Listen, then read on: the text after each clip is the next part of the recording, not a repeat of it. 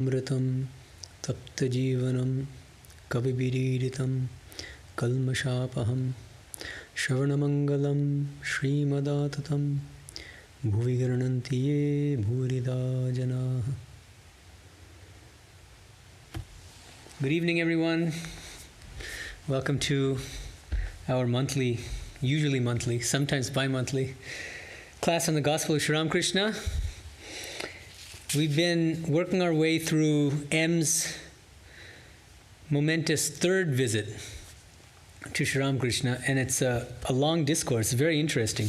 So we're continuing with it today. It's still the third visit, March 1882.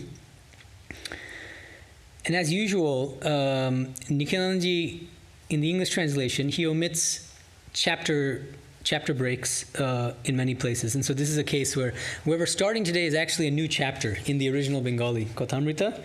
So I'll first read that chapter heading, and then also an epigraph which M uses, which again is omitted from the English translation. I think it's very interesting in this case.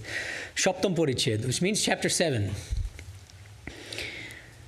Yo mam ajamanadim cha veti loka maheshwaram asammudha samatyeshu sarva papaihi pramuchyate. Which scripture is this from? Anybody?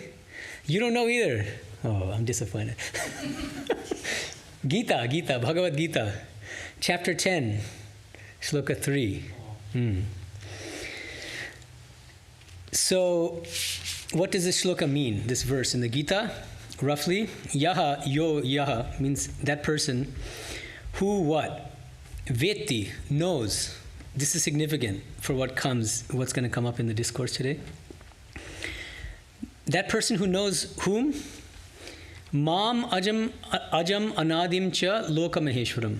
The Lord of all worlds, of all the worlds, so God, who is ajam, birthless, anadim, means without any beginning. That person who has realized God, asammudaha samatyeshu, among all mortal beings, that person is alone, free from delusion. Asammudaha. Sarva papaihi pramuchyate, and is freed from all sins. Okay, so I want to leave it as an open question. Why does M choose to use this as an epigraph? We found in past classes that the epigraphs are very significant, and that M chooses epigraphs very carefully based on what's going to be discussed in the chapter. So I want to leave that an open question, and I'll get to it later in the reading for today. But finally, there's another third thing which is omitted. So Nikhilanji omits the fact that it's a new chapter, the chapter 7. He omits the epigraph from the Gita, chapter 10, shloka 3. And he also omits the section heading, which M supplies to this section, which I think is also quite interesting. It's just two words distinguished by, or separated by an M dash. Upai, bishash. Upaya, so upai means upaya in Sanskrit. Usually it means. And Bishash, Vishvasa, it comes from the Sanskrit word Vishvasa, which means belief or faith. In this case, it means faith. We'll see. Here, well, I'm about to explain why I think that this section heading is maybe a little bit misleading. But let's first begin with the reading. I'll read Nikhilanji's translation first and then the Bengali. We need a little context because you probably forgot what we talked about in the last class. At the very end of the last class, not the very end, but in the last class, we were discussing Sri Ramakrishna's story of the fishermen and the different kinds of fish, the bound souls, the souls who are striving for liberation, the souls who are liberated, and the ones who are never caught in the net in the first place, the Nitya Mukta. Ever liberated, ever free souls. In that context, Sri Ramakrishna ends on a bit of a dour note by saying that he's describing the bound souls. And let me remind you of what he says about the bound souls. The ones who are very happy with the fish metaphor, who they're like chewing on the net and they're very happy and they think that everything is great. They don't know that the fisherman's going to take the net up and eat the fish at the end of the day. Okay, so what does he say about these bound souls? He says the bound souls never think of God. If they get any leisure, they indulge in idle gossip and foolish talk, or they engage in fruitless work. If you ask one of them the reason, he answers, "Oh, I cannot keep still, so I am making a hedge." When time hangs heavy on their hands, they perhaps start playing cards. There was deep silence in the room. So that's how we ended the last class, in this very kind of almost morbid silence. And then the silence is broken with a question, a kind of desperate question from a devotee who'd just been given a nice lecturing. A devotee says, "Sir, is there no help then for such a worldly person? Those bound souls." He's thinking of himself probably, and others. "Master, certainly there is. From time to time he should live in the company of holy men, and from time to time go into solitude to meditate on God. Furthermore, he should practice discrimination and pray to God, 'Give me faith and devotion.' Once a person has faith, he has achieved everything. There is nothing greater than faith." To Kedar, and then he's turning to a particular devotee named Kedar, he says, "You must have heard about the tremendous power of faith.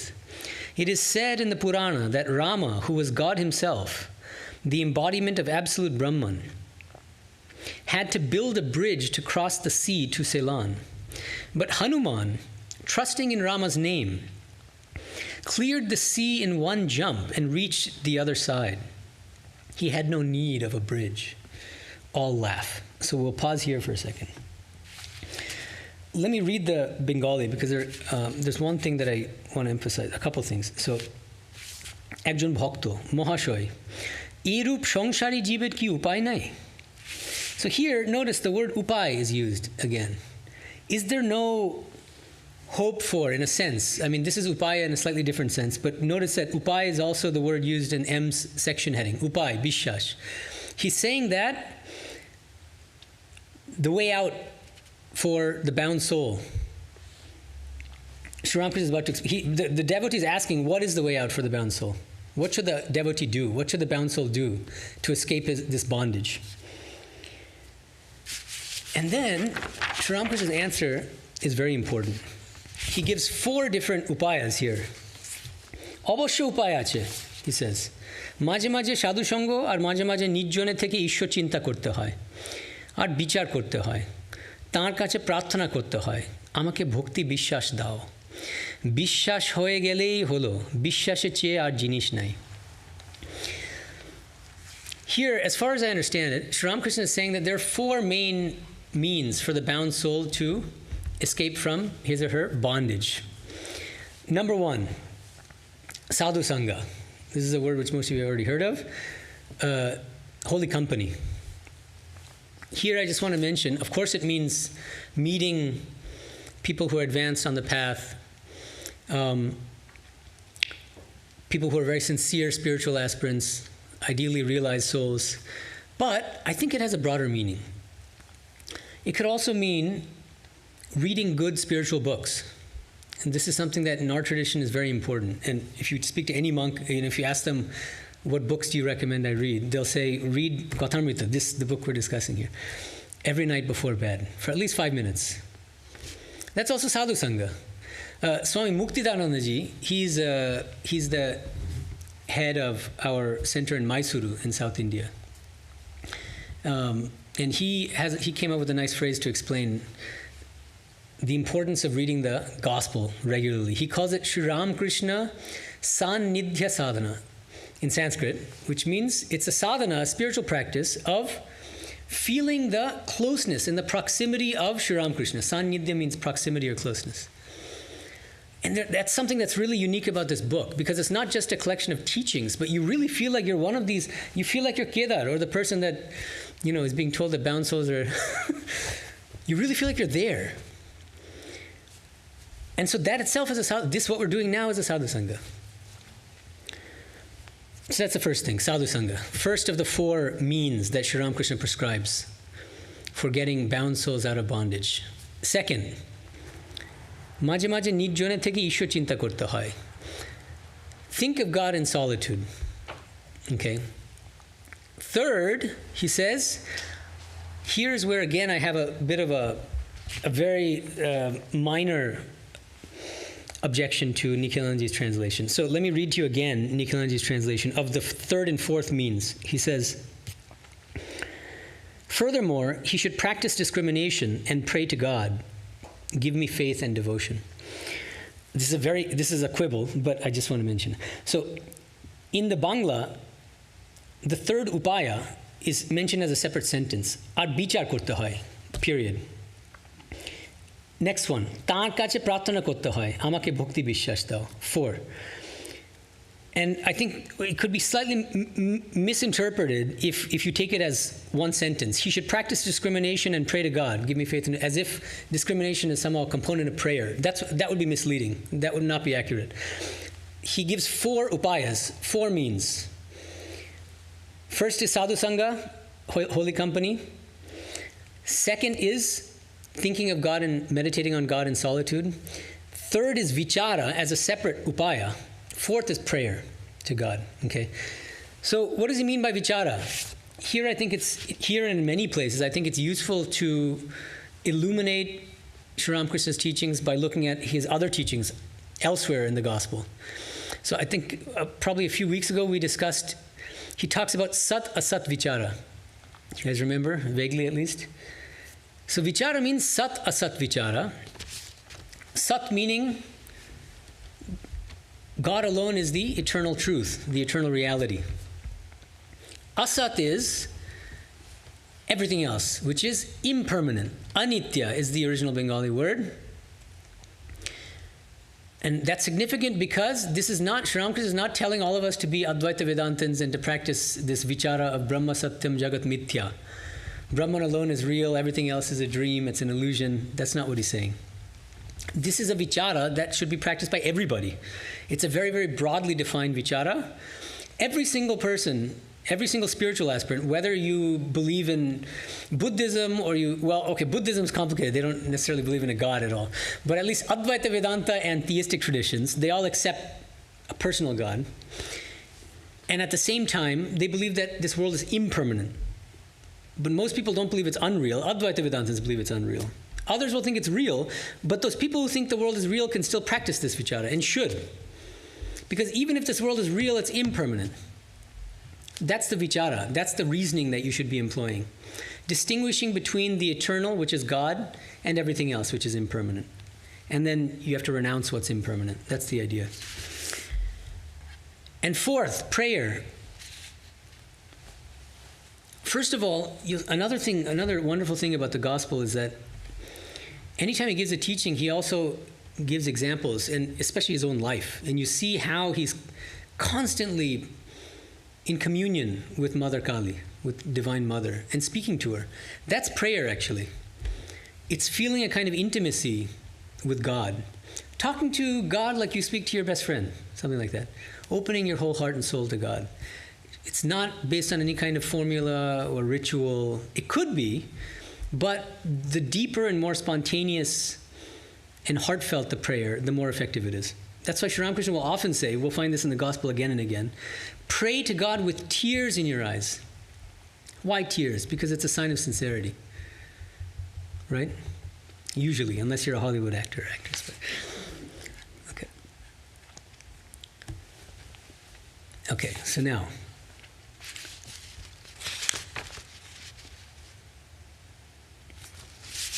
let me continue.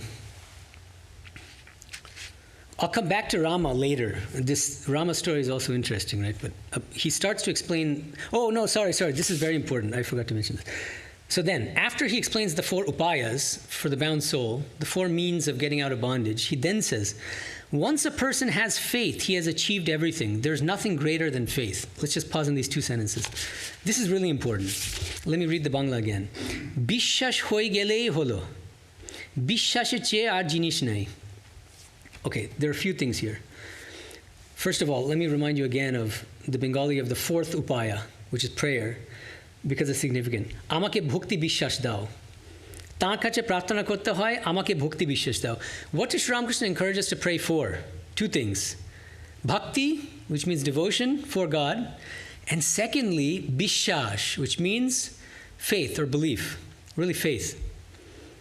So you should pray to God to strengthen your faith, to get faith in God. The very next sentence, Bishash hoye gele holo. Bishash che ar jinish nei. Once you have achieved faith, you have achieved everything. And then he says, Bishash che ar jinish nei. There's nothing compared to faith. It's the greatest treasure in spiritual life. So why do I emphasize this? First of all, what is the word for faith that's used here? Bishash, Vishvasa. Bishash in Bangla, it can also just mean belief. Okay? I think that it's better to translate it as faith, so I think Niklanji is right in translating it as faith, because it's a little bit broader than just belief. But before I get into that, let me explain one more thing, which is, coming back, I promised that I would get back to why I think that M section heading is slightly misleading here. Because remember, M section heading in Bengali is Upai, Bishash. He's saying that Vishvasa, faith, is the Upaya. I don't think that's quite what Sri Ramakrishna says. I think what Sri Ramakrishna is saying is, the Upaya there are 4 Upayas, right? As I said, I'll say them one more time. Sadhu Sangha, contemplating God in solitude, Vichara, which means discrimination between what's eternal and what's transitory, and prayer. And then he says, notice that he says that, and you should pray for Vishvasa, for Bishash. You should pray to God for faith, which means that really it's the culmination of our spiritual practices faith is the culmination of our spiritual practices. It's by means of all these spiritual practices that we arrive at true faith. So I would say that faith is not so much the upaya as more like the goal. The goal, of course, is God realization, but before that, we need a strong faith. And the result of all these spiritual practices is the development of true faith. Okay? And now, so why do I say that Bishash, the word Bishash in Bengali, Nikhilanji is correct, I think, in translating it as faith rather than belief. Because I think, according to Sri Ramakrishna, faith has 3 dimensions. And again, what I'm doing here is not just basing my interpretation on this passage, but looking at other places in the Gospel where he talks about faith. Okay? I think according to Sri Ramakrishna, faith has 3 dimensions. The first dimension is what philosophers call propositional faith. What do they mean by that? I believe that it's going to rain tomorrow. That's an example of propositional belief. Why? I believe that X, and that X is, whatever X is a proposition. It is going to rain tomorrow. So propositional belief is belief in any kind of proposition. That's all that means. Belief that X or Y or Z. So in this case, what's the proposition? That God exists. I believe that God exists would be propositional belief in God. I believe that God exists. That's crucial to religious faith, but that doesn't exhaust religious faith. That's the first crucial dimension. It's the foundation in a way. But secondly, the 2 other dimensions, as far as I can tell, are what I would call affective dimensions of faith. The first is what's, again, using technical terms, epistemic. It has to do with belief. But the second and third are affective, which means it has to do with feeling, our emotions. So second dimension of faith, trusting in and relying on God under all circumstances. This is also, belief that is one thing, belief that God exists, but there's also belief in God. Do you believe in God? And believing in God, like I believe in you, when somebody says that to you, does it mean that they believe that you exist? Well, presumably that's part of it, but more importantly, they trust you, they rely on you, they have faith in you, right? So the belief in God captures the second and third dimensions. Trusting in God, relying on God under all circumstances. Not only when we shouldn't be like we have fair weather fans in sports matches. We shouldn't be a fair weather bhakta, fair weather devotee of God. In the midst of our suffering and misery, in the worst circumstances, even then we should rely on God and we should have trust in God. That's the real test of faith. Not just when things are going well and we thank God for making our lives so happy and delightful. Okay, and the third dimension of faith, as far as I understand it, this is again another affective dimension of faith, having an intense longing for God. There are wonderful stories which Sri Ramakrishna will tell us later in the Gospel about what it means to have real longing for God. One of them is that a disciple asks the Guru, what will it take for me to realize God? And then the Guru says, come here. And he takes him to a lake. You all probably know this. Without telling him, he dunks his head under the water. And the disciple's completely startled, freaking out because he can't breathe underwater. And he keeps him in there for a pretty uncomfortably long period of time. And then finally he pulls him up by the hair. And he says, how did you feel just then while you were underwater? And he said, I felt like I was going to die. I was panting for breath. I was dying to have a breath of fresh air, of air. And then he says, if you have that kind of longing for God, then you'll have God realization. So this is one of many stories of Sri Ramakrishna's about what it really means to have longing for God. Now, as I mentioned, here, Sri Ramakrishna only seems to be speaking about the second dimension, as far as I can tell. When he's giving these stories, you can tell from the nature of the stories, Hanuman had so much faith in the sense of, he doesn't just believe that Rama exists. I mean, it goes much beyond that, right? He was a realized soul, of course, Hanuman himself. And he had complete 100% unshakable trust in Rama. And so the whole point of the story is that, so therefore, even though Rama, God himself, had to make a bridge to cross the ocean, by taking Rama's name, he could cross the same ocean. Right? So it's hyperbole, but with the point. Okay, but where does he talk about the other kinds of faith? I already mentioned three. The third affective dimension, intense longing for God. But what about the first dimension? Where does Sri Ramakrishna talk about propositional belief, propositional faith? Let me give you one example. It's a very, very interesting statement of his. I think I've mentioned it before. 2nd May, 1883. Sri Ramakrishna says, one cannot even believe that God exists until one's heart becomes pure. This is a remarkable statement. Antor shuddho na hole ishwar achen bole bishwashi hoy na. And the Bengali here is significant. Again, the word vishwasa, bishwash. But in the sense of propositional faith. How do I know that it's propositional belief? Because he says, Ishwar achen bole bishwashi hoy na. Ishwar achen in Bangla means that God exists. So it's very explicitly, this is propositional belief that he's talking about. One cannot even believe in the existence of God. You can't really believe that God exists until your heart has become pure. What does it mean for your heart to become pure? It should become completely rid of worldly desires. And how many of us can really say that we've achieved that? This is a startling statement. We're going to get back to it. But I feel like listening to this statement, it should make us lose sleep at night. Where are we? Do we really believe in God? We think we do. We call ourselves spiritual aspirants, and we talk about God and God's will, Thakur's will, Mother's will. Do we really believe it in our heart of hearts? How pure are we?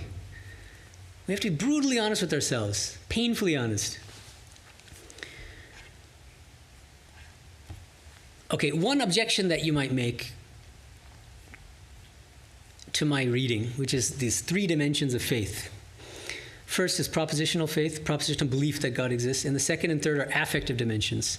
Second is what? Trust in and reliance on God under all circumstances. Third is an intense longing for God. But you might say, well, the example you gave of intense longing it's not in the context of faith. He's not specifically referring to faith here. He's talking about the precondition for God realization. To realize God, you have to have this kind of intense longing for God. And I think the objector, whoever this hypothetical objector would be, in this case it's myself, I'm being my own Purvapakshan. Purvapakshan in Indian philosophy means an objector that you invent and then you respond to.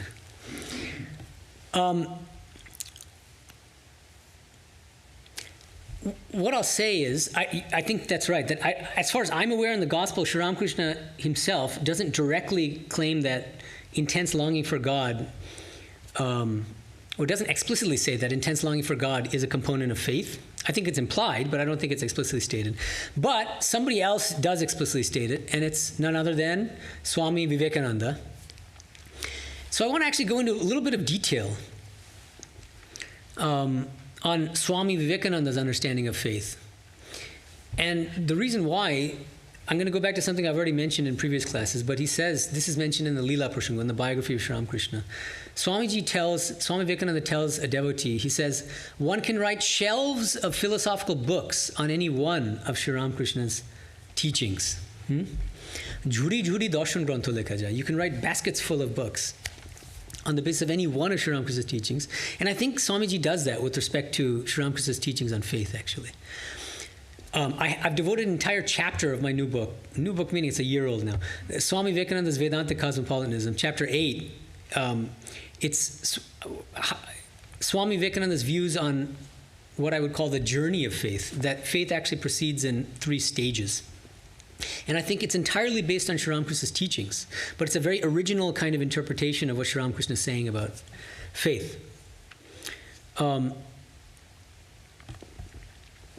Okay, but before we get there, let me finish reading the passage I wanted to read, and then we can go into Swami Vivekananda. So, Sri Ramakrishna continues. Once a man was about to cross the sea.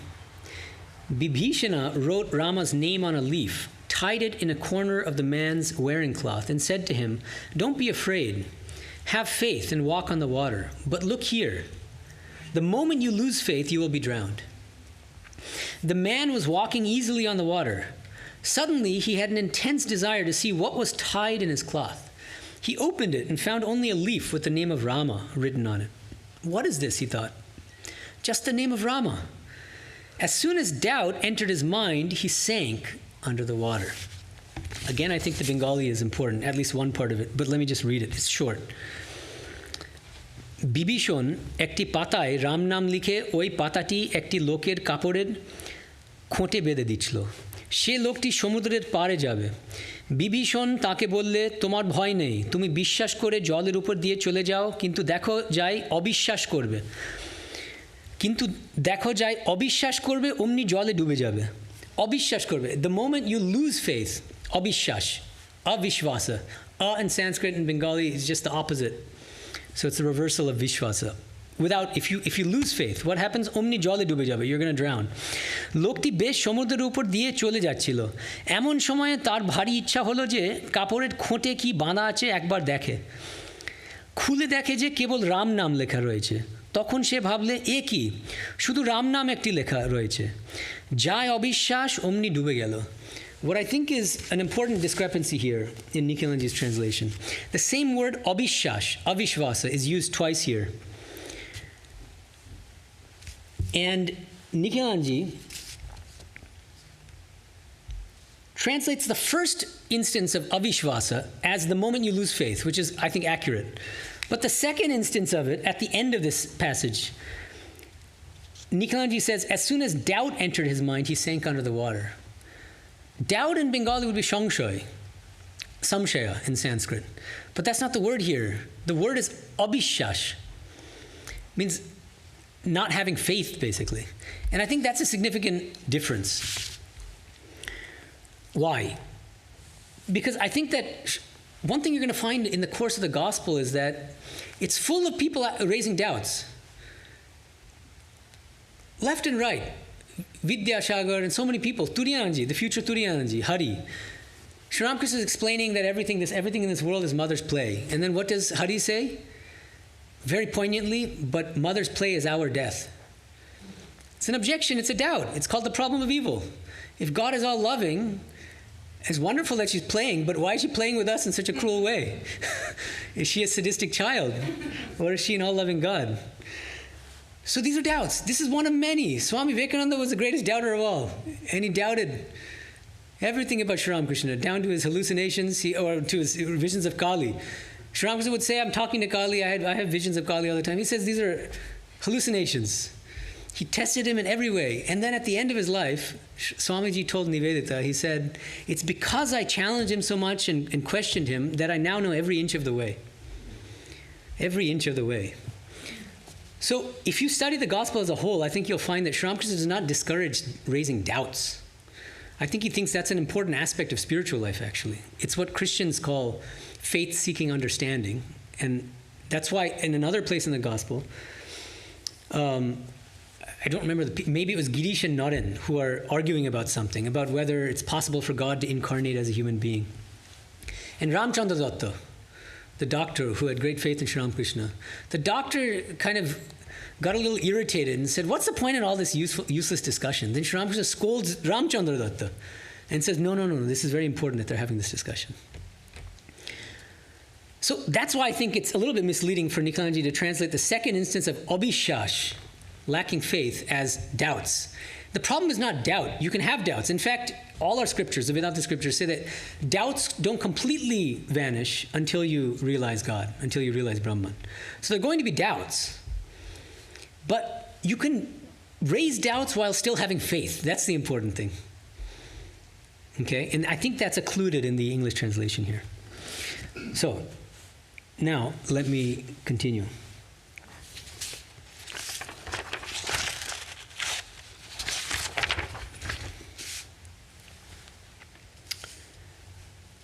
Okay. Sri Ramakrishna says, if a man has faith in God, then even if he has committed the most heinous sins, such as killing a cow, a Brahmin, or a woman, he will certainly be saved through his faith. Let him only say to God, O Lord, I will not repeat such an action, and he need not be afraid of anything. And I'm just going to complete the passage, and then we'll discuss. When he had said this, the master sang, and he sings a beautiful song. This is the English translation. If only I can pass away repeating Durga's name, Divine Mother's name. How canst thou then, O Blessed One, withhold from me deliverance, wretched though I may be? I may have stolen a drink of wine, or killed a child unborn, or slain a woman or a cow, or even caused a Brahmin's death. But though it all be true, nothing of this can make me feel the least uneasiness.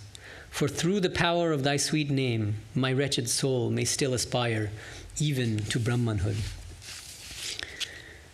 Now, here, this passage this part that I just read, that's actually the start of a new section.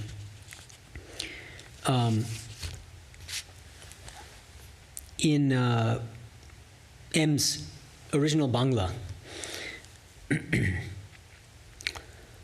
The section heading is, right before he starts singing, the section heading M gives is Mahapatok o Nam Mahatto.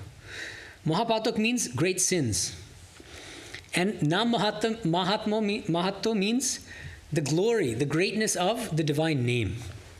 So that's the section heading, and then Sri Ramakrishna goes into the song. And there's a huge problem when it comes to Sri Ramakrishna's songs, his wonderful songs, is that they're really untranslatable. And Nikhilanji did his best with the help of, I think, some very, very talented poets even. Even then, it's just not possible to render Bengali songs into English either fully accurately, but really, you might get the literal meaning, but you'll miss the bhava. It's called bhava in Sanskrit and in Bangla, bhav, which means that the feeling behind the song. And the rhyme scheme. So here, the song, the original Bangla, Ami Durga Durga bole ma jodi mori, akhere edine na taro kemone, jana jabe go shankori, nashi go brahmon, hotta kori brun, shurapan adi binashi nari, eshob patok na bhabi tilek, brahmo podo nite pari. Notice, or you may or may not notice this Bengali, but at the end of each of these, it only has 4 lines. At the end of each line, it ends with ri. Mori, shankori, nari, pari. That same rhyme is going through all 4, and that adds to the affective power of the song, actually. And that's obviously, you can't capture that in English translation. And then also, I would just a slight quibble with his translation of the end of the song. Nikhilanji says, so even if I've committed all these terrible sins, then the singer says, nothing of this can make me feel the least uneasiness. I don't think that's what the Bangla says. So the Bengali is, Eshob patok, na bhabi tilek. All these sins that I've listed in the previous line, drinking wine and killing people and so on. Eshob patok, na bhabi tilek. Tilek means a sesame seed, a tiny sesame seed. It's less significant to me than even a tiny sesame seed. That's actually what's said. I imagine Nikhilanji thinking, like, if I translate it literally, it's going to sound weird. because it has very sort of Bengali cultural connotations, which are, you can't really, so sometimes it's better not to render things literally even. It might be better I think he was going for the spirit of what the singer was saying, and at the expense of maybe literality. But just to flag it, the original actually is that all of these great sins, the most grievous, heinous sins, become like even less than a sesame seed to me. Okay, so now for the remainder of the class, I want to kind of reflect on Sri Ramakrishna's teachings on faith. And as I mentioned, at least we'll begin through the lens of Swami Vivekananda. What does Swami Vivekananda say about faith?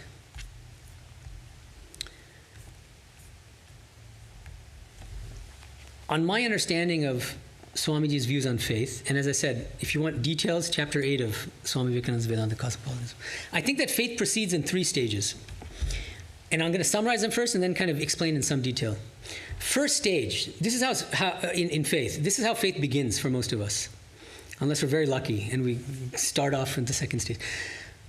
It's called the stage of intellectual assent. I assent intellectually to the proposition that God exists. That means I'm intellectually open to the possibility that God exists, even though I don't yet believe that God exists, because my heart's not sufficiently pure yet. Remember what Sri Ramakrishna says, a very stringent teaching. One cannot even believe that God exists until one's heart has become pure. Until you've become pure in heart. So that's the first stage. Most of us are probably stuck there. Second stage, I believe that God exists. Belief comes only at the second stage, and it's a rare achievement. After many lifetimes of spiritual practice, can we really believe that God exists? And I'll explain why it's so hard to believe that God exists in a second, based on Swamiji's teachings. But faith doesn't end with even strong belief.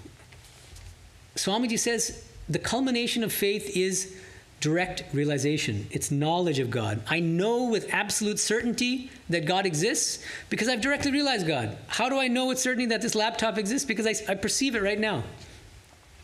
Just like that, people will realize God. They can know for sure that God exists. So these are the 3 stages. I want to unpack them a little bit in the time I have. And then I want to get to, some of you may already have thought about this, Sri Ramakrishna's famous teachings about blind faith. I want to get to that. Remind me if I run out of time, or I'll try to cover that. And then we can open it up for questions from you. Okay, what's the first stage? Faith is intellectual assent. First of all, it's very important, especially even in a Western context, the word faith. Most people equate faith with belief. Often. This is very common. If somebody has religious faith, what we tend to think is, it means that that person believes that God exists or some higher reality exists, right? Swamiji rejects this equation. And he says that actually faith begins in the vast majority of cases not with belief but with intellectual assent. I'll give you one example where he says this. He says, this is one great idea to learn and to hold on to, this idea of realization. Only the man who has actually perceived God and soul has religion. There is no real difference between the highest ecclesiastical giant, who can talk by the volume, and the lowest, most ignorant materialist. We are all atheists. Let us confess it. Mere intellectual assent does not make us religious. Not 1 in 20 millions is a real Christian. Startling statements. Just imagine telling Christian audiences. And of course, in India, he'll tell Indian audiences, not 1 in 20 millions is a real Vedantan. So he's not picking on Christians here. In general, the vast majority of spiritual aspirants are at the first stage rather than the second stage. They don't believe that God exists, but they intellectually assent to God's existence, which seems to mean they verbally profess God's existence. That's why you'll often hear on the tips of people's tongues things like it's God's will and all these things. But do they really believe it in their heart of hearts? Another way, even more devastatingly, that Swami Vivekananda puts it is as follows. He says, religion nowadays has become a mere hobby and fashion. People go to church like a flock of sheep. They do not embrace God because they need him. Most persons are unconscious atheists who self-complacently think that they are devout believers. Just think about what he's saying at the end. Most persons are unconscious atheists who self-complacently think that they're devout believers. What he's pointing to here is the danger of deception, self-deception in spiritual life. It's so easy to convince ourselves that we're much farther along on the path than we really are. And the moment we do that, we're already lost. So, as I said, brutal self-honesty, brutal honesty with yourself is really the foundation of spiritual life. Be honest. Really tell, even if you don't admit it to other people, admit it to God and admit to yourself where you really stand. Because I hear a lot about people's spiritual experiences, but, you know. So anyway, but God alone knows whether they're real. All right. Now, why does Swamiji make such a sharp distinction between faith understood as intellectual assent, which is stage 1, where most of us are at, and faith understood as true belief? What's the difference? You might say, well, what's the big deal? How is belief so different from intellectual assent? The difference is, according to Swamiji, if you really believe in something, you're going to live, you're going to behave in accordance with that belief. This is the nature of belief. It's the definition of belief. If I'm crossing a street and I believe that there's a giant Mack truck hurtling towards me, am I going to stand still? Or am I going to get the heck out of the way?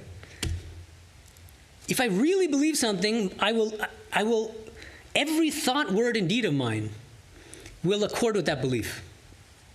That's what real belief is. And if you don't live your life in a very spiritual way, in accordance with the belief that God exists, you can know for sure you don't believe that God exists. This is the idea.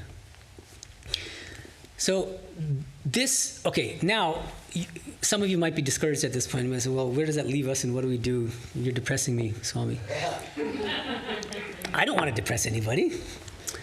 So let me say this about stage 1, is that there are 2 different categories in stage 1. This is on my reconstruction. I mean, it's not explicitly spelled out by Swamiji, but this is how I understand what he's saying. There are sincere intellectual assenters and there are insincere intellectual assenters. The insincere intellectual assenters are the ones who already think that they believe in God, even though they don't. And some of them even think that they've had spiritual experience. They've already realized God. So then so they're done. They've had a, what do you call those things of LSD, a dose of LSD or something, and they think, oh, I see God everywhere. And in fact, they don't. And so they're deceiving themselves, right? And so therefore they don't engage in spiritual practice either. But the mark of a sincere spiritual aspirant at the first stage of faith, the sincere intellectual assenter, is, first of all, honesty with oneself. Okay, I can't really, in all honesty, say that I believe in God yet. I believe that God exists. I'm not there yet. My heart's not sufficiently pure.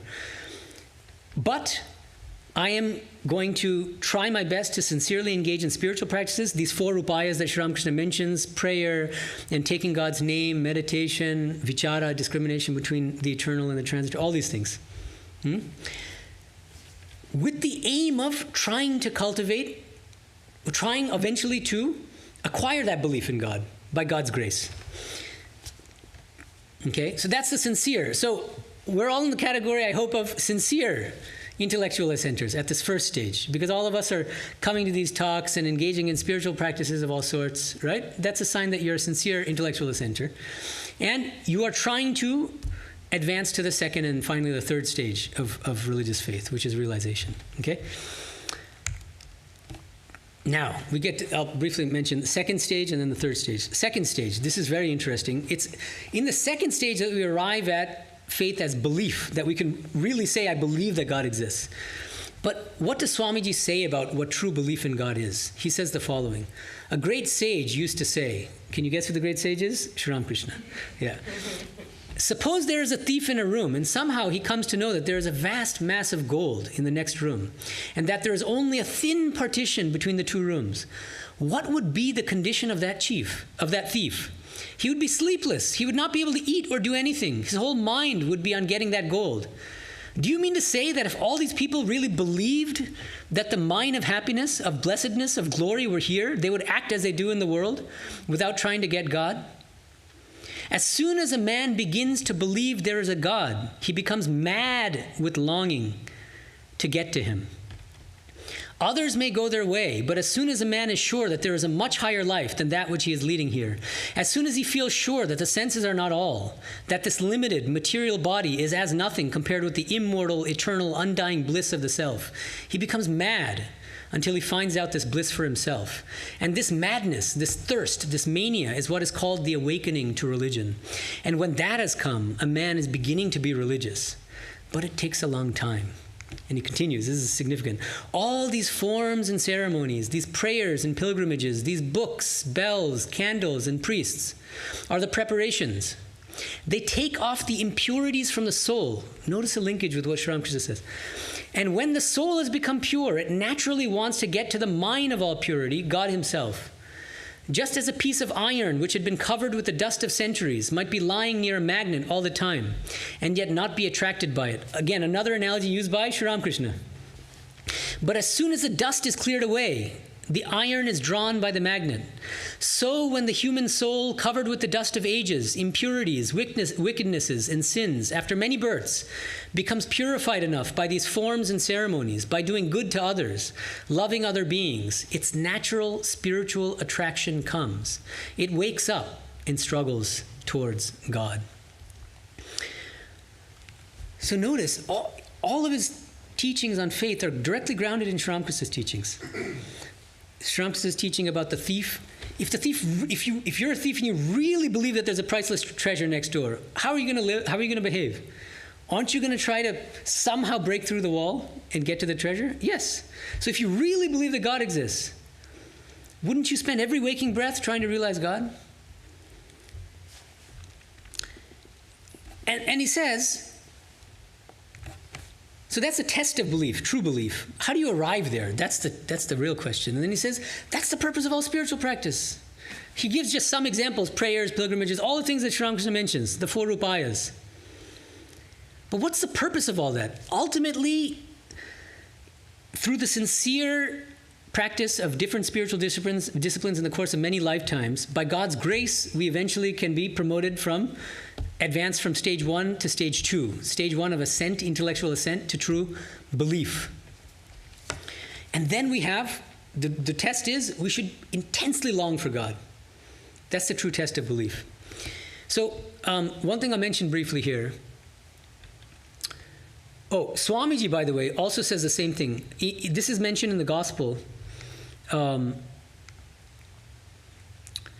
much later in the Gospel. Swamiji says the following in 1887, so a year after Sri Ramakrishna leaves his body. He says this to Swami Trigunatitanandaji. He says, so long as one has desires and cravings, one does not believe that God exists. Almost word for word what Sri Ramakrishna says. Jotokkon kamona bashana totokkon ishwarke abhishas. Abhishas. Notice the word again. Avishvasa. Okay, so it's through engaging in all these spiritual practices that we purify our hearts. And once we purify our hearts, by God's grace, we can finally believe that God exists. Why do I say God's grace? Because belief is not under our voluntary control. Just try to believe right now that Kansas is the capital of the U.S. Go ahead and try. Good luck. We can't will ourselves into believing anything. Right? It's involuntary. So that's what philosophers call doxastic involuntarism. It's a fancy term. All it means is that our beliefs are not under our voluntary control. So even if I desperately want to believe that God exists, I can't just make myself believe that God exists. Okay? Whereas the first stage, we can voluntarily arrive at, intellectual assent. But the second and third stages, involuntary. Belief, only by God's grace. Realization, only by God's grace. But of course, we have to do our part by engaging in spiritual practices. Finally, third stage, faith as realization, direct realization of God. Where does he say this?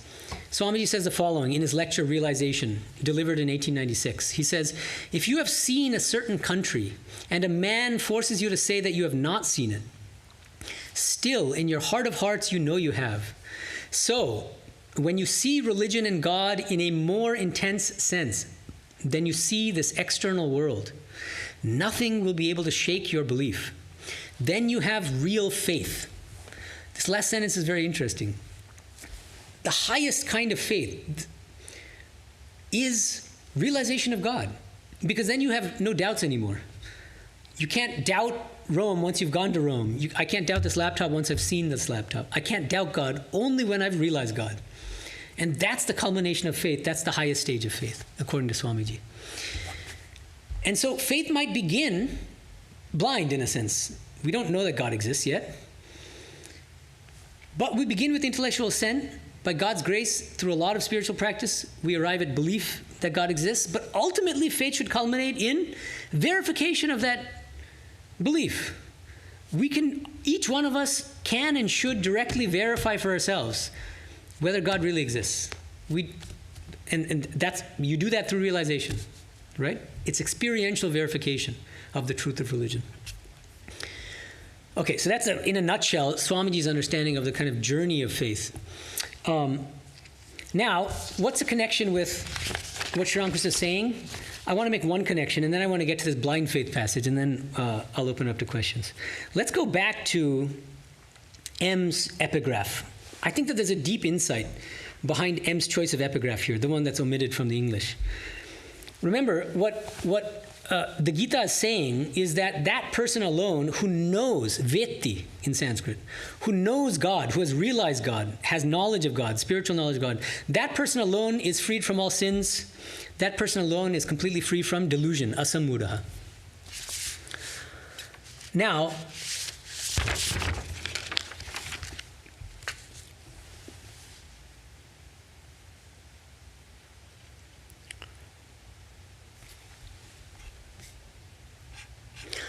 M, you might say, as an objection to this epigraph, well, Sri Ramakrishna is not talking about knowledge of God. He's talking about faith in God.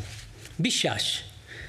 I think M, this is my reading, and again, but I think that there might be a deep insight behind why he chooses Vetti, a shloka from the Gita referring to knowledge of God, because I think he's interpreting Sri Ramakrishna's teachings on faith along the lines of Swamiji's understanding of faith, which is that the highest faith is direct knowledge of God.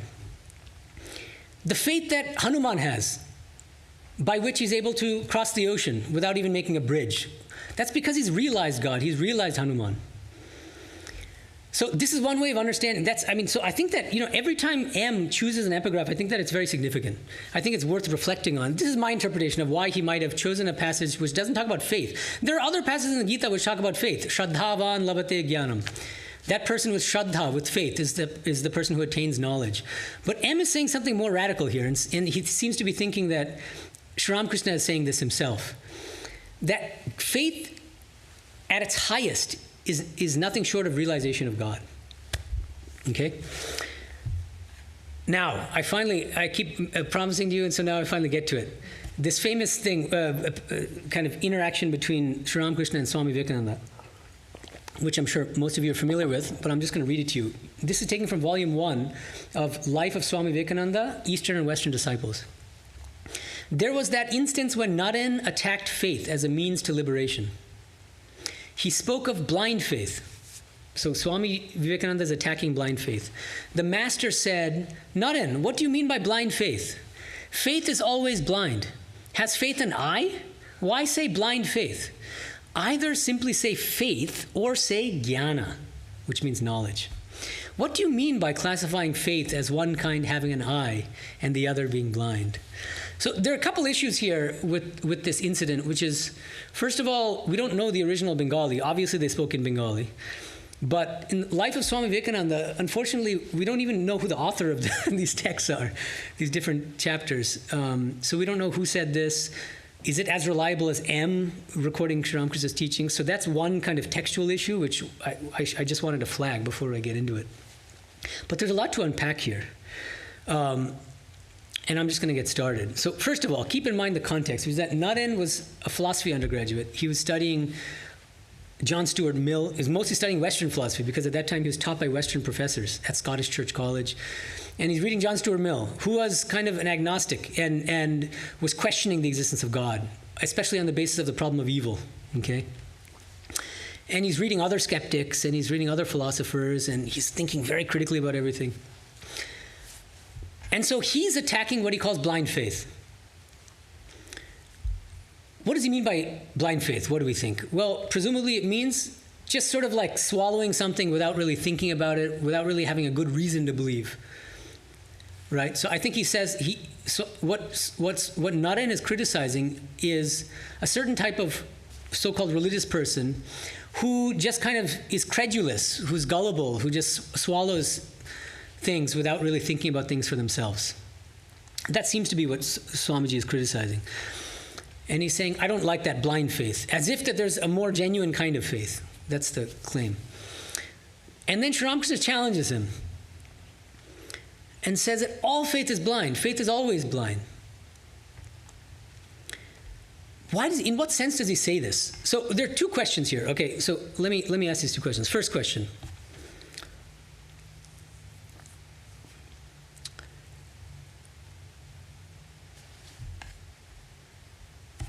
Naren is criticizing blind faith, right? Which is a kind of gullibility in religious life. So how does Sri Ramakrishna's answer quell Naren's doubts or his question?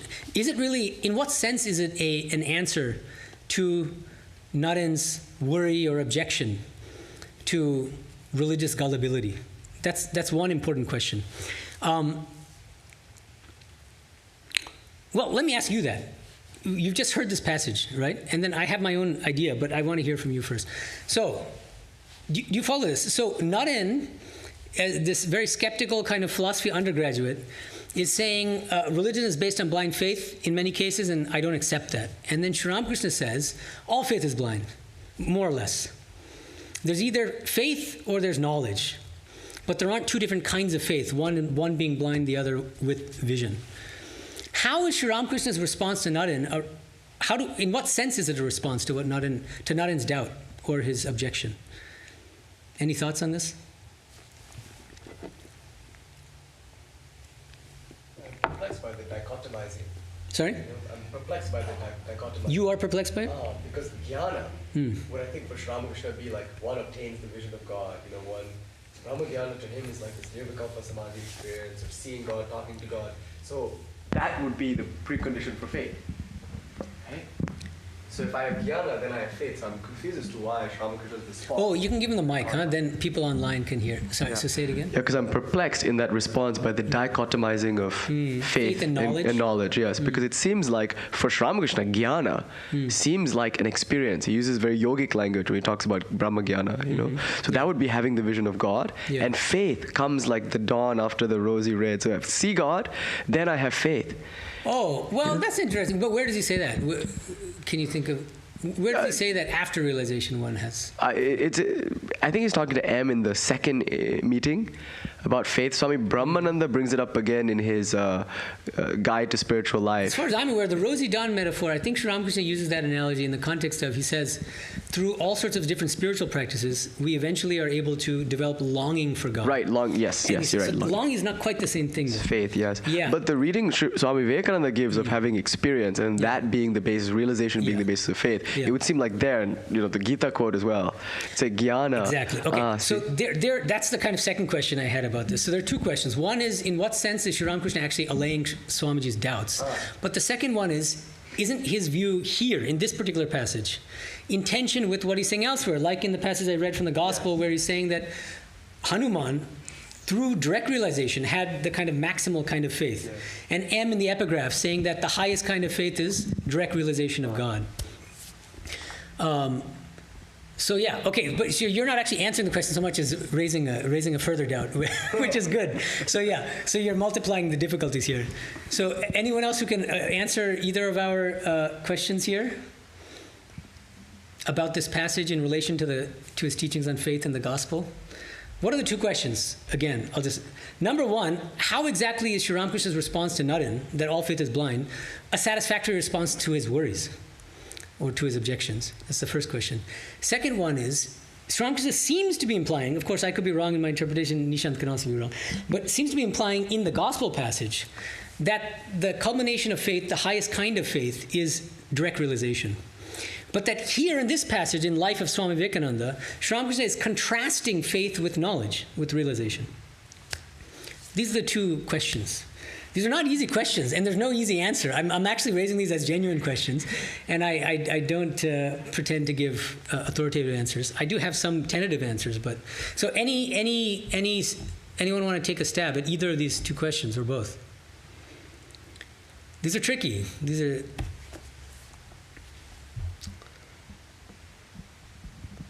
So, yeah, go ahead, please. I mean, when he says like that all faith, Take the mic first, yeah. This is Kiran, yeah. in that part where he says that all faith is blind. Yeah. I mean, I guess that just what is how to word it?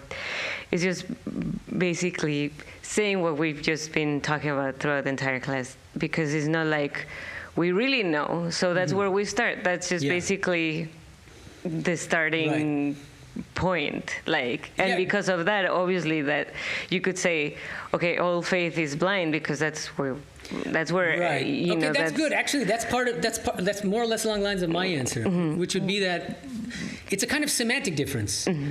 See, Swamiji and Sri Ramakrishna in the gospel passage seem to think of faith as encompassing realization as the highest stage in faith. And Sri Ramakrishna, arguably here, it seems to be what you're suggesting, and it's also what my intuition, in that passage from the life of Swami Vivekananda, is thinking of faith in terms of the first two stages, as elaborated by Swamiji. Faith as intellectual assent and faith as belief. But because both those stages precede realization. So that's why I say it might be just a semantic difference, that in one place, he's thinking of faith in terms of the first two stages, and in the gospel, he's thinking of it as encompassing all three stages, including the highest stage of faith, which is realization. Does that make sense? So thank you. Yeah, I mean, that's how I thought it when you mentioned this like passage, especially because then he brings out the other word, right? So faith and jnana. So I was also thinking like, okay, you could say that jnana is basically the highest, like, faith. Yeah, absolutely. And then they're the same. Yeah, actually, another thing that you're saying, I think, is that Kiran is saying that when Sri Ramakrishna is contrasting faith with knowledge, that it's also implied that knowledge is the culmination of faith.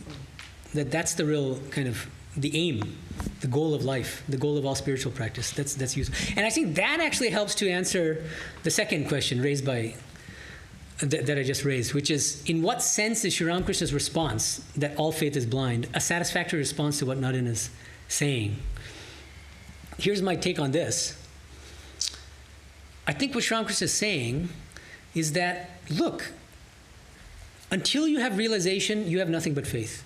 And faith means, by definition, that, of course, he's thinking of faith arguably along the lines of the first two stages, intellectual assent and belief. Faith means that you have not yet realized God.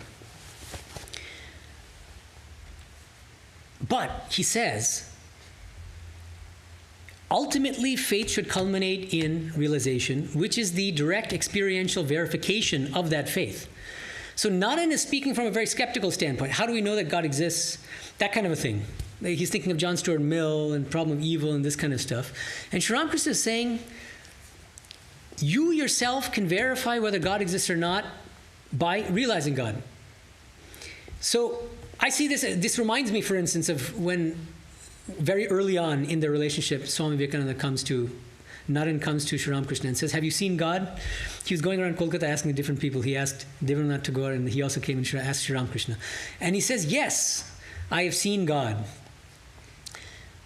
But I see, and I see him, I perceive him more intensely than I see you in front of me, right?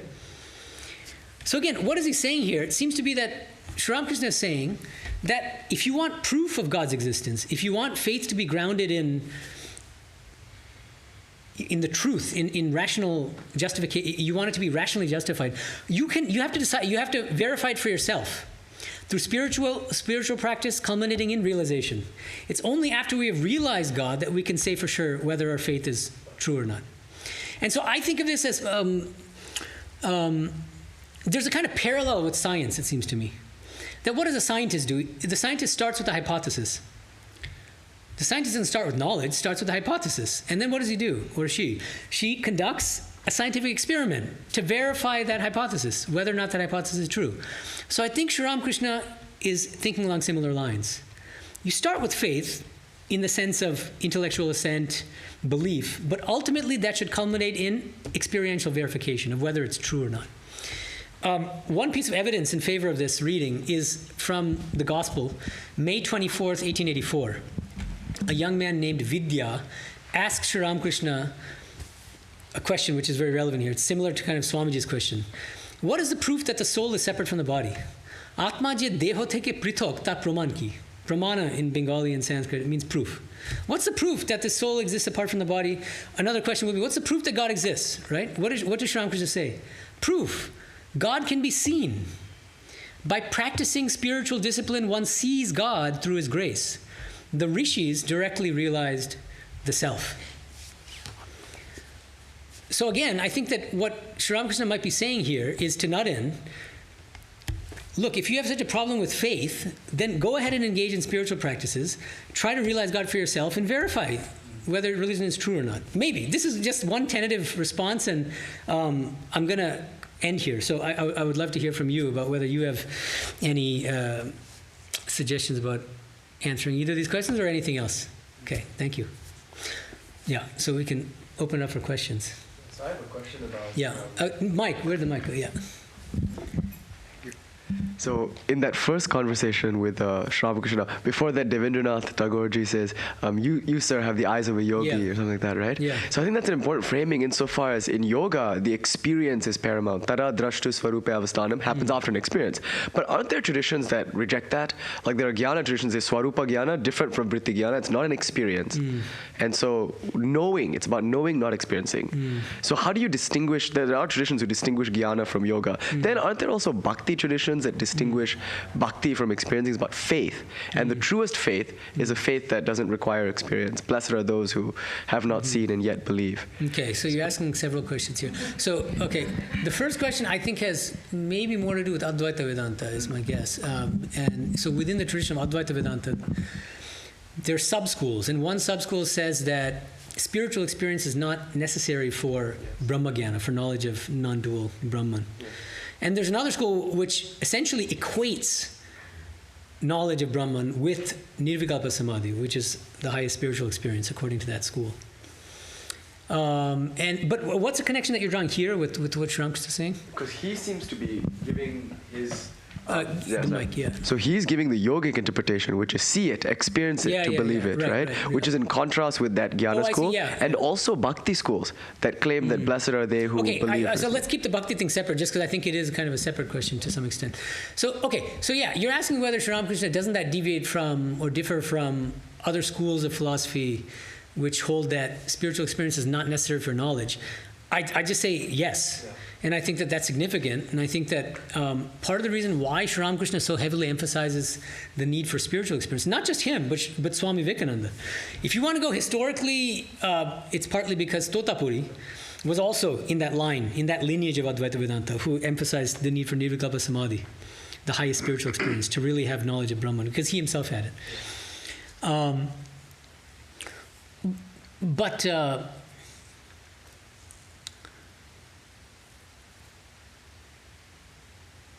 Yeah, I think that the deeper reason is that Sri Ramakrishna just having the danger in just saying you can have knowledge without experience is that it can just become kind of merely verbal or intellectual.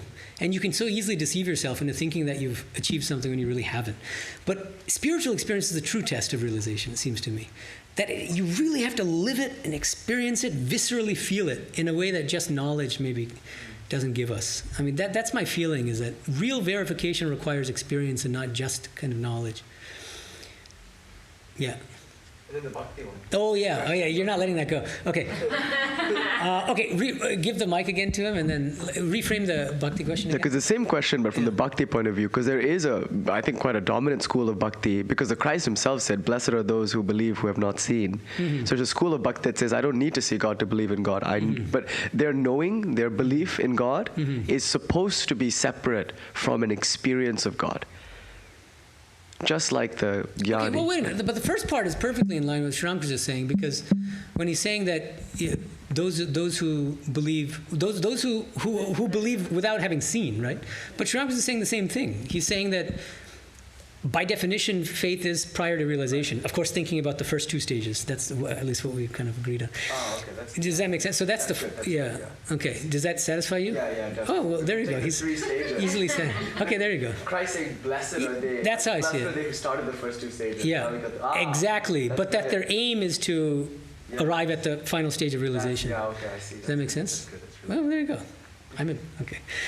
I thought it'd be tougher to convince you. Okay, Hannah. When you talk about spiritual experiences as being indicative of the culmination of faith, or maybe a necessary prerequisite of faith, I think that that word needs elaborating, because Spiritual experience or yeah, spiritual experience, Okay. because there's this kind of undercurring belief. I think that spiritual experiences are drastic and inherently. I don't think a spiritual experience needs to be drastic in order to be transformative. And my theory is that faith is an inkling that you have that is then strengthened by tiny incremental shifts that one experiences when thinking of God and doing spiritual practices. And so I think of it as like a tiny, like putting pennies in a piggy bank or something, like a tiny incremental process. So I guess my question is, do spiritual experiences have to be drastic? And like how are you imagining that? Okay, that's interesting. I mean, the first thing though, I just want to clarify. I think you said in the beginning that I was saying that spiritual experience is a prerequisite for faith. I hope I didn't say that. It's a culmination of faith. Yeah. Okay, but regarding your point, I mean, I think that faith is incremental. And that even Sri Ramakrishna will say that, and that you can deepen your faith through spiritual practices, all those 4 upayas that he's giving. It's by means of all those spiritual practices that we can deepen our faith, strengthen our faith, right? And one thing that what you're saying about faith reminded me of is Sri Aurobindo. I really like. He gives a great definition of faith. He says the following. He says that faith is an occult light and power from the soul, amidst the mind's ignorance, doubts, weakness, incertitudes. But I really like this because he's saying that faith comes from the soul, actually, and it's an occult light and power from the soul. What does occult mean? It means that it's, I bet many of us, we don't know where that faith comes from if we have that faith. Of course, I'm not usually, it's not faith as belief, but even that, somehow this feeling that this can't be everything, that there's a higher reality out there. It's an occult light and power from the soul, even though our mind might be doubting. So he's distinguishing mind from soul here, and I think that's a very powerful distinction. And in spiritual life, that's really very important. Even the mind is insentient, according to Indian philosophies. And so the mind may have doubts, but the soul doesn't doubt. And this should remind us of that analogy that Swami Vivekananda quotes from Sri Ramakrishna, which is about the magnet. The soul is like a magnet, like a needle, which is naturally attracted to a magnet, which is God. But why isn't it feeling that attraction? Because it's caked over. That needle is caked over with many layers of mud, the mud of impurities of many lifetimes. Once you've cleared away that mud, that natural longing, you're going to feel that natural longing for God. So it means in a sense that we're already lovers of God, we're already bhaktas of God. Swamiji actually says this in one place. Somebody asked Swami Vivekananda, how do we develop bhakti? And he says, you're already bhaktas. But there are layers of impurity preventing you from recognizing, from manifesting your own bhakti within you, that innate bhakti within you. Yeah. So I thank you. I hope that clarifies it. Anyone else? I have a question about the malas. Yeah. Hold on. Do you have a question? Let's let Kiran ask one first, and then otherwise it might become mansplaining. I guess I'm having like a little bit of a difficult time trying to formulate in my head, but so my question or thought is regarding the second stage on the faith. Faith as belief, right? Yeah, as belief. Yeah. And just mainly because to me, at least personally, this longing comes more from not knowing. Yeah, absolutely. Yeah. rather than. Well, if you already know it, you're not going to long for it in that sense. I mean, Yeah, usually. so that's why these like second stage is kind of a little bit kind of confusing, I guess, okay. intellectually. Like What's the confusion? The believing that there's I think I see what you're saying. The doubt is if you believe in God, then how can you still feel a longing for God? Because then it means that you haven't yet. Yeah, it's almost like saying that it's like implying that you already kind of like know the existence of it. I mean, I don't know if it's making much sense, No, but I think I see what you're saying. yeah. Actually, this helps me. I mean, you're prompting me to just clarify. When Swamiji's talking about faith at the second stage, faith as belief, that's not yet belief as knowledge. So it's only after we attain knowledge of God that we don't have to long for God anymore because we have God, right? But at that second stage, we don't have knowledge of God yet. We don't know that God exists, but we believe that God exists. Even that's a very high stage. It's not that it's like a very low stage.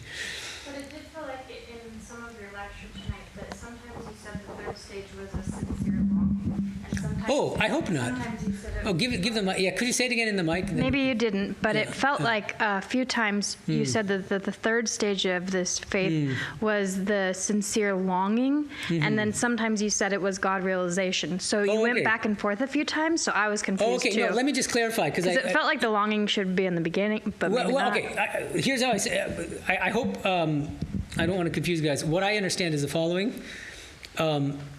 longing is in the second stage. You really feel intense longing for God when you acquire belief in God. And the third stage is not the third stage is realization, and then there's no question of longing anymore. I mean, it's complicated by the fact that, especially in Vaishnava traditions, you can have realized God and still long for Him. And there's a whole Gopi Lila. There's a play of the milkmaids and Radha, who is one with Krishna, but she still longs for him when he's away. And so that's a complexity, but I thought I would at least mention it. But in general, the basic idea is it's this: you have longing so long as you haven't realized God. You have longing for God so long as you haven't realized God. You have longing for whatever, your loved one, until you actually meet that loved one, you possess that loved one, right? It's the same way. Yeah? Does that make sense? Perfect. Okay, great. Thanks. Anyone else? Any online questions? We haven't taken online questions in a long time. But be a little discriminating. Use vichara, and if possible. There's a ton of questions. Well, try to. Okay. Well, in the meantime, pick like top one or two. In the meantime, if anyone else has a question in the live audience. Yeah, I wanted to ask about the malas. Okay, go ahead. Well, How do we know if spiritual experience is genuine, even if it is self-authenticating?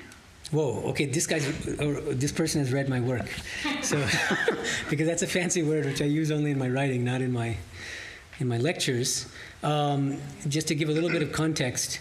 In chapter 6 of my book on Sri Ramakrishna, Infinite Paths, Infinite Reality, I distinguish kinds of mystical experience. And there's one kind in which you have an experience, but then you still doubt it. You're not fully sure that it was a veridical experience. Veridical in philosophy just means that it's true.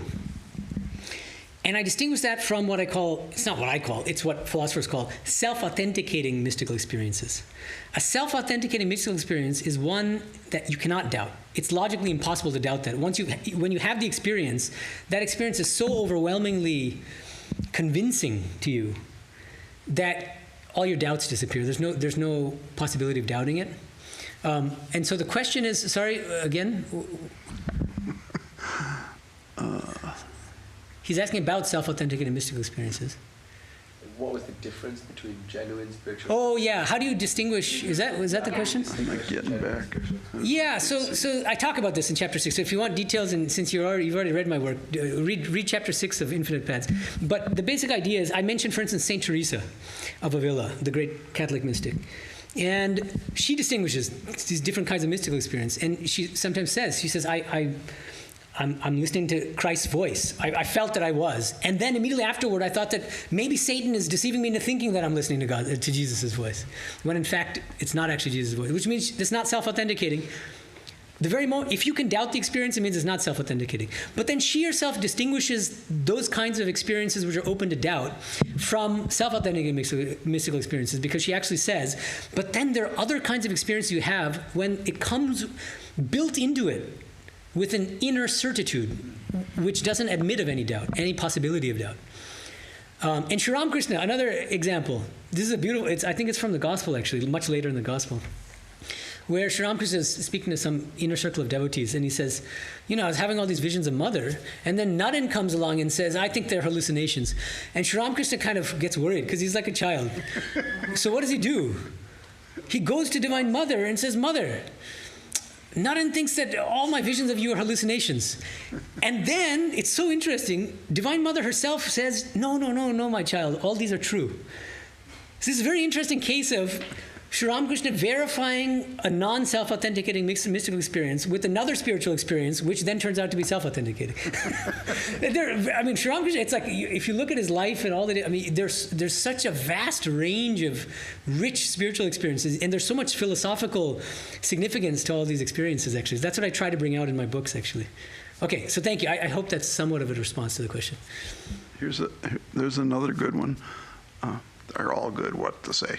How do we deal with the issue of knowing spiritual truths and behaving in a way contrary to those truths? Mm-hmm. Yeah, that's great. In Bangla, there's an expression, there's a phrase, Gyana Papi, which means, I know what I should do, what I ought to do, I know the truth, and yet I do the opposite. Papi means I still commit sin, and there's actually a lively philosophical debate about whether that state is even possible. It goes back to Plato and Socrates, actually. And there's this question of, if you really know what's good for you, can you really act otherwise? I'll give you an example. My doctor tells me I should avoid sweets, otherwise I'm going to get diabetes, because I'm pre-diabetic, let's say. And I know that sweets are not good for me, but I see this delicious tiramisu, and I just can't stay away. I just scarf it down, then I have a second, and then a third. One might explain that as, well, yeah, he knows fully well, that he should not be eating these sweets. But he's weak-willed. And because of that weak will, he succumbs to temptation, and then he does the opposite of what he should be doing. But there's another way of thinking about it, which I find more plausible, actually, which is that me, the pre-diabetic, let's say, who knows that the doctor is telling me to avoid sweets. And one part of me does think that it's not good to eat sweets, let me try to avoid sweets. There's another part of me which justifies eating the sweet on the basis of all sorts of spurious arguments. Like, it's just this one time. Just eating it once isn't good. But that means that I don't actually, so see what I'm saying? So there's actually, it's not that I know fully well. It's that they're kind of warring parts of my psyche that are at odds with each other. I think that would be a more accurate phenomenology of what's going on in these cases. Okay, yeah, thank you. I sort of feel like it's possible. Okay, can we give the mic to Preeti so that everyone else can hear? 1 second. Yes. Well, the thought that came to me when you were just saying that is that, like, that could be possible, but that it's also possible for, like, I feel like there should be a distinction made between, like, conscious mind and, like, subconscious mind. Yeah. Because it's possible to, like, consciously really know something and yet be driven by your subconscious. That's good. That's great. Yeah. Yeah. Okay. That's good. I hadn't thought of that, but that's really nice. So yeah, you're saying that maybe in the case of this pre-diabetes example, that I consciously know what I should do, which is not, it was just to avoid eating sweets. Unconsciously, I'll justify my eating the sweet in different, for different reasons, which are not actually all that good. And you might not even be aware of that. Yeah, well, that's usually what unconscious means, actually, is that you don't even know. No, exactly. Right, yeah. So that other side of the personality, it could actually be at the level of the unconscious often. That's helpful, thank you. Anyone else? No, all right, that was a very, yeah, okay, oh yeah, Nishant, yeah. You were gonna, Yeah, so it's about the ontological status of the malas. Okay. So Sri Ramakrishna, the needles caked in mud, right? Ramanuja, Shaiva Siddhanta, many schools say these are like real, they're actual impurities, and I have to do real practice to get rid of real impurities, like a cataract, right? But there are some schools, like Trika, for instance, that deny the ontological status of these malas. Right. They're merely a matter of incorrect seeing on the level of not necessarily the conscious mind, but also pashantivak, also, so deep impression that there are such things as these malas. Once that's removed, one comes to see that there were no actual real malas to be removed. So what is Sri Ramakrishna's view on the ontological status of the malas? Okay, malas means impurities, Yeah, yeah. right? So, yeah. Yeah, it's a good question. So, I mean, I think Sri Ramakrishna would probably lean toward the kind of more Kashmiri Shaivite view, actually.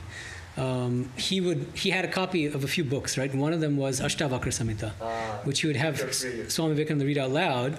And one of the statements that Sri Ramakrishna would have not in read out loud, which he loved, is Mukta Abhimani Muktohi Baddho Baddhabhimanyapi, which means that person who keeps telling him or herself, I am free, becomes free. And that person who constantly says, I am bound, that person remains bound. Sri Ramakrishna would put this another way. He would attend these Brahma Samaj functions. And he says, when I go to these lectures, all I hear is sin and sin, pap or pap, like the Christians. He says, I'm tired of that. You should have so much faith in God, again, coming back to faith, that you should be able to say, I've taken God's name. How can sin affect me?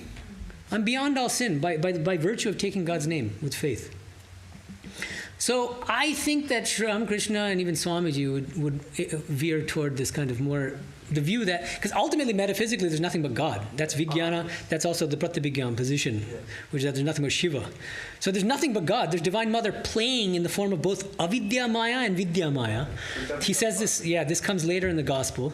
So these malas, these impurities are nothing but Avidya Maya, the Maya of ignorance, which is another form of God, from the highest standpoint. Yeah, that's it. So at any time they can just drop. Spiritual practice. Well, by God's grace, anything is possible. Right, yeah, okay. But don't be lazy. Yeah. Because yeah, anything's possible, but we should do our part. Right? Sri Ramakrishna would say that in order to take advantage of the wind, if you're on a boat, you have to unfurl the sail, and then the wind of God's grace will take you in the right direction. But you need self-effort and God's grace. Yeah? All right, it's almost 9. This is a wonderful marathon class. I appreciate all the input and feedback. See you guys next month for our gospel class. Om Shanti Shanti Shanti Hari Om Tat Sat Sri Ramakrishna Arpanamastu.